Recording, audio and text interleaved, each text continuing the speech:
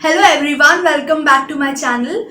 Has it ever happened with you that you wanted an answer to something and it appeared suddenly in front of you like a flash?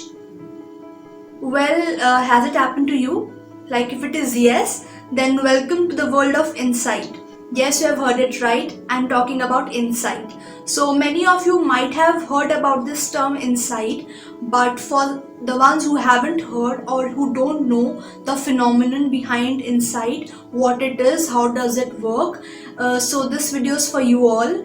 And even if somebody who knows about it but vaguely, please watch it till end and you'll get all the answers to your questions. So insight or insight learning is basically when you get the answers to your questions or your problems very suddenly, like in a fraction of seconds.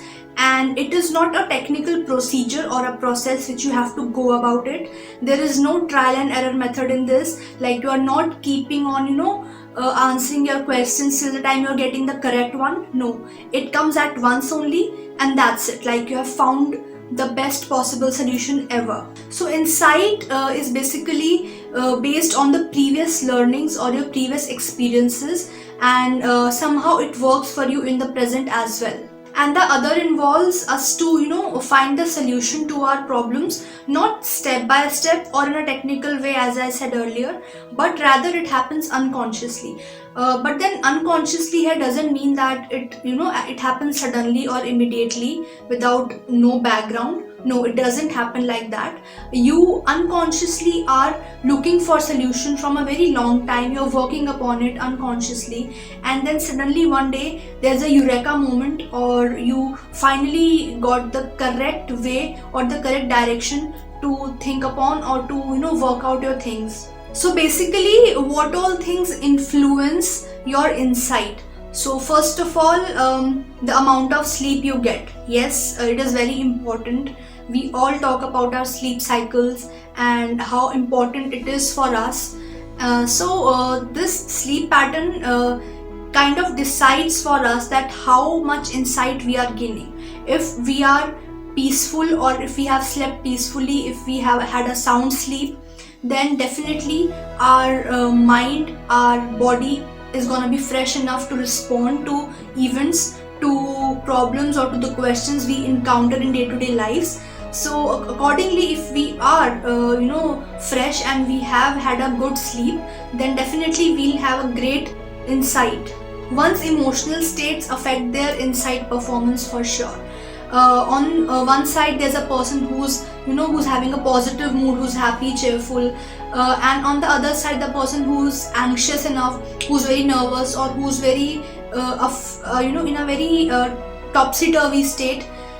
If we compare both of them, the one who's in a positive mood will have greater chances of getting good and amazing insight as compared to the one who's in an anxious mood, because he or she is already very anxious. And when we are nervous or when we are anxious, our mind, our body, it kind of completely shuts and we are blank. We cannot think beyond or before something.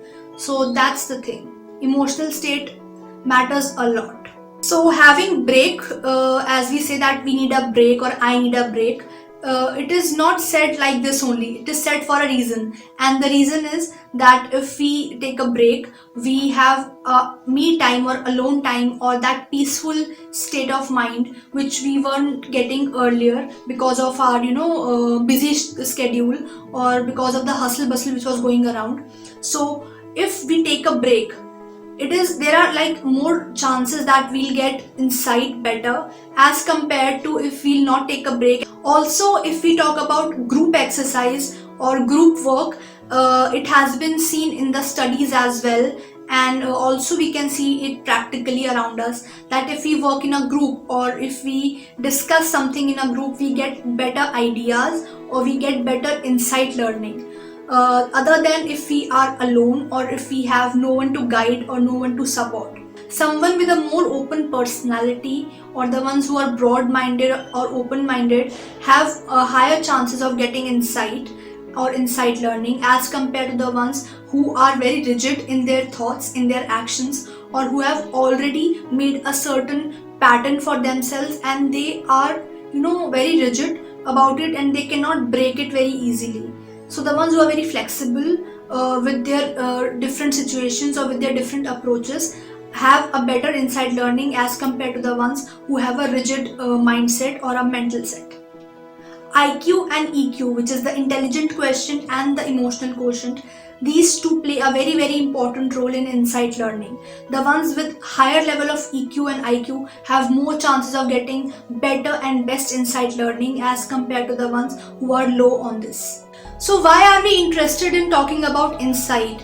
So if we know about ourselves or our insight learning, then there are a lot of chances that we might become self-aware, or we might work for our betterment, or we might modify or change ourselves or our approaches maybe in the longer run, and that's how we'll be a better version of ourselves. So to become self-aware is very very important if you need to gain insight. So how can you become self-aware as a person and gain insight learning?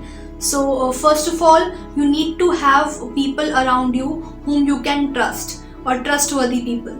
So it is very important because yes men, we can get ample of yes men around us who will be saying yes to each and everything we do, each and everything we say. Even if we are wrong, they'll never criticize us. Like, they cannot be the best critic like noted down in today's time. They cannot be. They'll always be reassuring you or keeping you in a very safe and sound and a very secure position in your comfort zone, and they'll not let you know that you are going wrong as well, because obviously nobody can be perfect.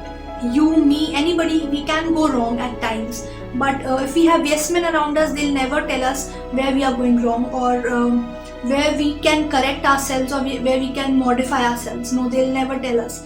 So that hinders our growth somehow. We cannot grow then, because we think that we are perfect, like we do not have to change or we do not have to grow.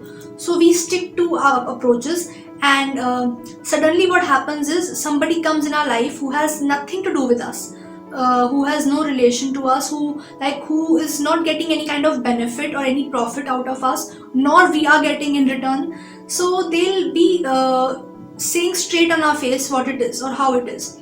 So those are the ones whom you can trust, who are not becoming a yes man, and they are telling you as it is what you are, and they are showing you the mirror, and that's it. So you need more people like those who can show you the mirror, who can guide you for correct thing, and that's how it's better. It'll make you better as a person, and you can gain proper insight around the company of trustworthy people. Secondly, you need to look for the patterns. So there's a great philosopher, Socrates. He once said that unexamined life is not worth living. If you are living a life which is unexamined, it's not worth living. But what to say, in today's time we are in so much rush. We have a very busy schedule, and we do not have the time to look upon our past life, or what we have done in the past. We have no time to sit peacefully or examine what's going around us. We are in so much rush. So that's not good, I think, but we cannot help it. So what happens is, if we are not examining who we are as a person, we might fall apart, or we might do mistakes which can be troublesome for us in the future as well. For example, there's a person who has changed 4 jobs consecutively, and the reason is the same. Like, there's a faulty relationship between him and his authority, that is his boss.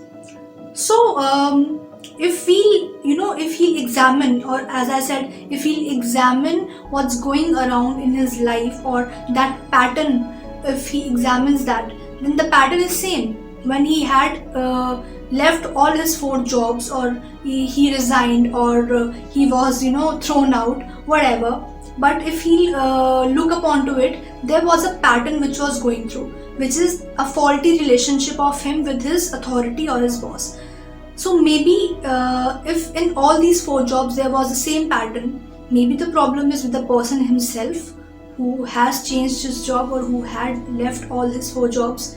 Maybe he have issues facing his authorities. Maybe he has some issues with his work environment, or maybe he has some different personality type. They need to work upon themselves, and they need to get that insight, or they need to learn that pattern which is being followed since so long, and they need to work upon it, and they need to change themselves for the better. Well, the most important thing is you need to learn how to love yourself, or how to be with yourself, or how to live with yourself as a person.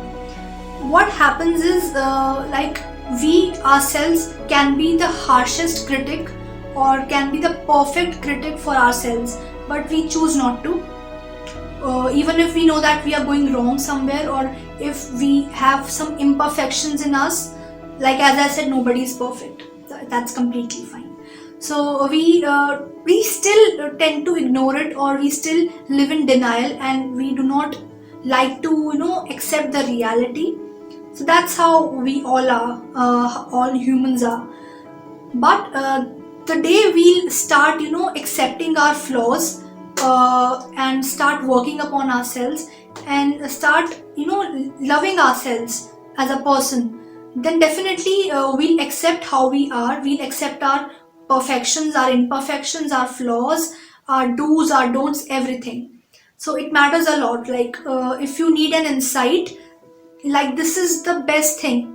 You need to know yourself, you need to understand about yourself as a person who you are. So yeah guys, that's all for today. I hope that you liked today's video, and somehow it was informative, it was an insight for you all. So I hope that you might learn something out of it, and you might apply it in your day-to-day life as well. I just want to say one thing, that don't be a person-oriented person, don't be a task-oriented person, just be a solution-oriented person. So yeah, before ending it, I'll explain it all these 3 terms in a few lines. So person-oriented is that don't see through the lens of a person, that who is there in the situation or who is in front of you. No. Task-oriented, don't see what needs to be done, or what is a deadline, what has to be completed. No. Be solution oriented, which means that go behind why. There should be a why in you, that there should be a drive in you, that why this has to be done, or why is there a problem, or how can we proceed with this. That how and why is very important as compared to what or who. So just think upon it. So yeah, stay positive, stay hopeful, stay kind, and take care of yourself.